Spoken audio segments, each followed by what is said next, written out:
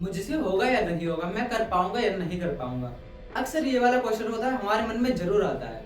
तो आज हम इसी पर बात करेंगे कि ये क्वेश्चन जो है हमारे मन में क्यों आता है और ऐसा क्या करने से ये क्वेश्चन हमारे मन में ना आए।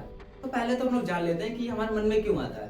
देखो, किसी भी चीज को करने के लिए हमारे पास दो चीजें होती है। एक, या तो हमारे करने की उससे सिर्फ इच्छा होती है। दूसरा, हमारे पास एक रीजन होता है कि मुझे ये करना होता है। अगर तुम्हारे पास उस काम के लिए सिर्फ इच्छा है कि मुझे ये काम करना है बस, तो तुम हो सकता है उस चीज को कर भी पाओ और नहीं भी कर पाओ। लेकिन अगर तुम्हारे पास एक रीजन है, उस चीज को करने की मजबूरी है, तो तुम उसे करोगे ही। अब मान लो कि तुमने तय किया है कि सुबह मुझे 5 बजे उठना है और उठकर टहलने जाना है या फिर कुछ भी करना है, ठीक है। तो तुम शायद एक दिन दो दिन उठो और तीसरे दिन ना उठ पाओ।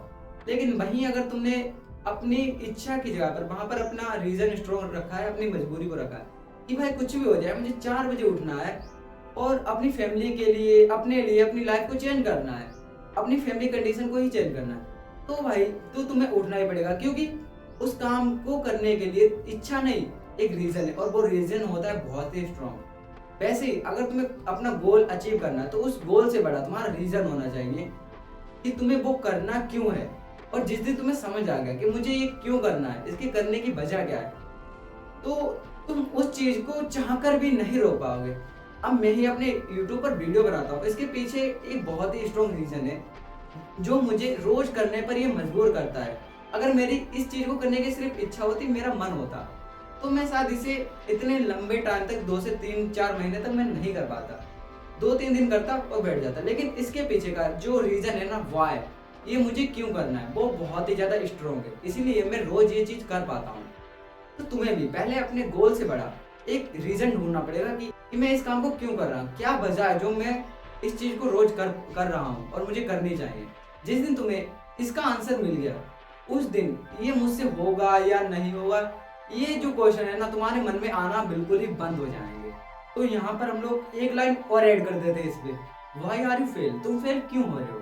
तो इसके पीछे भी वही रीजन है कि तुम फेल हो रहे हो या नहीं हो रहे हो, लेकिन जो काम कर रहे हो, जिस चीज में तुम फेल हो, उसके पीछे का रीजन क्या है। सिर्फ एक इच्छा या फिर कोई मजबूरी।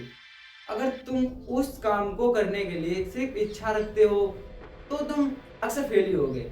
लेकिन अगर तुम्हारे पास मजबूरी है तो चाहे तुम एक बार नहीं, 10 बार नहीं, 20 बार फेल हो जाओ, तुम दोबारा उठोगे, दोबारा खड़े होगे, दोबारा उस काम को करोगे। क्यों भाई, रास्ता ही नहीं है ना पीछे हटने का। वो चांस ही नहीं है हमारे पास कि हम गिव अप कर सकें। क्योंकि गिव अप वो लोग करते हैं जिनके पास सिर्फ मन होता है करने का, कोई रीजन नहीं होता। लेकिन जिसके पास भाई रीजन है, कोई स्ट्रॉन्ग रीजन है उस काम को करने के लिए, तो भाई वो लाइफ में कभी गिव अप कर ही नहीं सकते, चाह कर भी नहीं कर सकते। इस चीज को नोट कर लो। एक भाई ने हमसे पूछा था कि अगर हम कोई भी बड़ा काम करने जा रहे हैं, उसके पीछे का रीजन सही है या नहीं, वो कैसे पता करें। तो इसका आंसर तुम्हें क्या लगता है मेरे पास है? नहीं। क्योंकि हर किसी को पता है वो जो काम करने जा रहा है वो सही है या नहीं। अगर मान लो कोई बंदा स्मोकिंग करता है, ड्रिंकिंग करता है, तो उसे पता है कि भाई ये गलत है, ये सही नहीं है। लेकिन फिर भी वो पूछेगा लोगों से क्या ये सही है या गलत है। वो सिर्फ दिखावा होता है।